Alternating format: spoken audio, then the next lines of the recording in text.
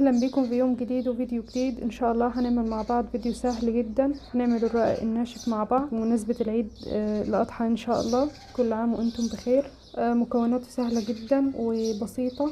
اول حاجة معانا حوالي كيلو ونص من الدقيق متعدد الاستعمالات.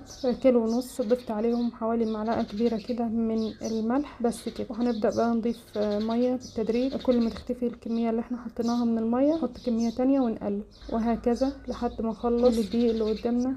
ونبدأ بعد كده نعجن واحدة واحدة.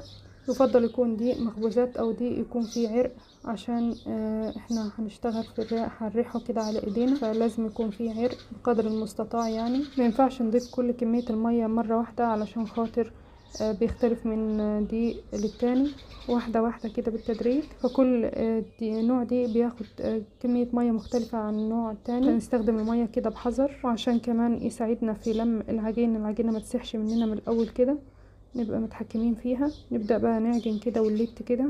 طبعا العجينة دي كل ما عجناها وخدت حقها في العجن كده هتطلع معانا جميلة جدا ومطاطية، وهتساعدنا في الفرد ان شاء الله لحد ما تكون معانا عجينة كده ملسة. هنغطيها بكيس بلاستيك او استريتش راب. بعد كده هنغطيها بقماشة او فوطة مطبخ ونسيبها تستريح حوالي مثلا 15 دقيقة كده. اي عجين بيحب ان هو يستريح شويه، عجين المخبوزات بالاخص. بعد كده هنبدا بقى نقطعها. ناخد في ايدينا كده رشه من الدقيق، ناخد قطعه من العجين ونبدا نلفها كده على شكل كوره كده او سره من الدنانير، ونرش عليها رشه من الدقيق عشان خاطر وشها ما يقشفش معانا وينشف. نقطع معاكم كمان واحده بالشكل ده. بعد ما قطعناه كده هنغطيه برضو علشان وشه ما ينشفش معانا، ونسيبه يريح برضو حوالي 10 دقايق كده. ودي الكميه اللي طلعت معانا من الكيلو ونص. على ما نحضر بقى حاجه الفرن والطبليه والكلام ده هيكون ريح معانا. هنبدا باول واحده قطعناها، رشه تحتها من الدقيق ورشه كمان فوق منها، ونفردها كده بايدينا الاول. بعد كده نستخدم البطاط او المردانه الصغيره دي، نفتحها بقى بس شويه كده. نبدأ كده بالنشابة او العصاية الطويلة بتاعة الخبز دي، ان احنا نفرد ونمشي على كل الاطراف فيها عشان تكون كلها سمك واحد، ما تكونش تخينة من جنب ورقيقة من جنب التاني. العجينة بتكون عندي ملسة وطرية نوعا ما، لا هي طرية ولا هي جامدة خالص، علشان تساعد معانا في الفرد واجمل من الجاهز. طبعا انضف، لازم كده نعمله في البيت. طبعا لا غنى عنه في صواني عيد الاضحى ان شاء الله. طبعا هي دي طريقة العجن وطريقة الخبز بتاعته الاساسية.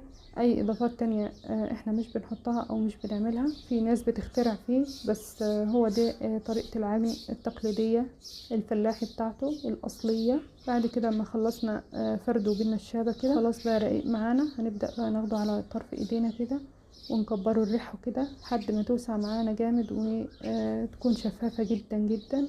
نشوف منها الناحية التانية. هننزلها تاني على الطبلية. نبدأ نلفها على النشابة علشان ندخلها الفرن. التسوية المظبوطة ان الفرن يكون ناره هادية من تحت متوسطة، ونعليله النار من فوق لان هو مش بياخد وقت تسوية كتير. بعد ما فردناه في الفرن بالطريقة دي النار بتاعته بتكون هادية من تحت الى متوسطة، واهم حاجة تكون النار عندي عالية من فوق، سواء عملناه في الفرن ده او فرن البوتاجاز او فرن الغاز. كل طريقة واحدة. يكون النار بتكون هادية الى متوسطة من تحت على حسب نوع الفرن، وبنعليله النار من فوق جامد علشان مش محتاجين ان هو ينتفخ معانا ولا اي حاجة. يا دوبك بس ياخد لون كده من فوق، ينقط كده يعني يعمل نوارة زي ما بقول كده. خلاص كده هو كده استوى معانا. شايفين من تحت لونه متحمر وجميل جدا، وتسويته مظبوطة وخفيف جدا معانا وفلافي. بيكون طري جدا في الاكل، جميل كده في الاكل، مبيكونش ناشف ومعضم بيشد معانا واحنا بناكله. دي اسرار وتركاته. طبعا كل حاجة على الطبيعة، مفيش حاجة مستخبية عليكم اهو. هنعمل معاكم كمان واحدة. نجيب كورة من اللي احنا مقطعينها الاول بالاول، يعني اول حاجة قطعناها نبدأ بيه، نبقى عارفين احنا فين الجزء اللي احنا قطعناه الاول علشان يتفرد معانا بسهولة. جبناها كده فردناها بايدينا الاول، حبة دقيق تحتيها وحبة دقيق فوق منها، وفردناها بالايد، وبعد كده بالمردنة او البطاطا الصغير لحد ما فتحت معانا، وبعد كده بالنشابة الطويلة. جبتلكوا التصوير عن قرب اهوت عشان تشوفوا احنا بنعمل ايه فيه. النشابة او العصاية دي بتخليه كله سمك واحد، لان بنمشي على جميع الاطراف بيها. بناخد الكورة كده داير ما يدور لحد ما نكبرها معانا. بعد ما كبرت كده معانا كفاية هنبدأ بقى ناخدها على ايدينا. شايفين العرق فيها قد ايه؟ بيمطوا جميل جدا معانا ومش بيتقطع عشان هي اتخدمت كويس واتعجنت كويس، مش بيقطع خالص. شايفين؟ بيتفرد بكل سهولة. ايد تحت كده والايد التانية فوق بتشد، ايد تحت والايد التانية فوق بتشد. ايوه بالطريقة دي لحد ما توسع معانا وتبقى شبه الورقة الشفافة كده. بعد كده هننزلها تاني على الطبلية بعد ما فردناها كده بايدينا، وهناخدها على النشابة اللي فيها رول كده على النشابة علشان ندخلها الفرن.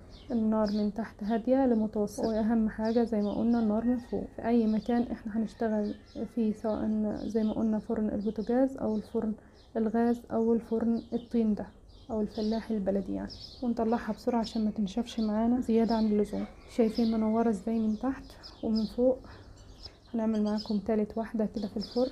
اهم حاجة معانا النار من فوق. اول ما تبدأ من تحت كده تبقبق كده او تعمل فقاقيع كده، نعللها على طول بسرعة النار من فوق. تطلع معانا جميلة كده، والتسوية بتاعتها مظبوطة، متحمرة جدا من تحت واخده لون ذهبي كده جميل، ومن فوق برضو جميلة جدا. شايفين الكمية جميلة ازاي؟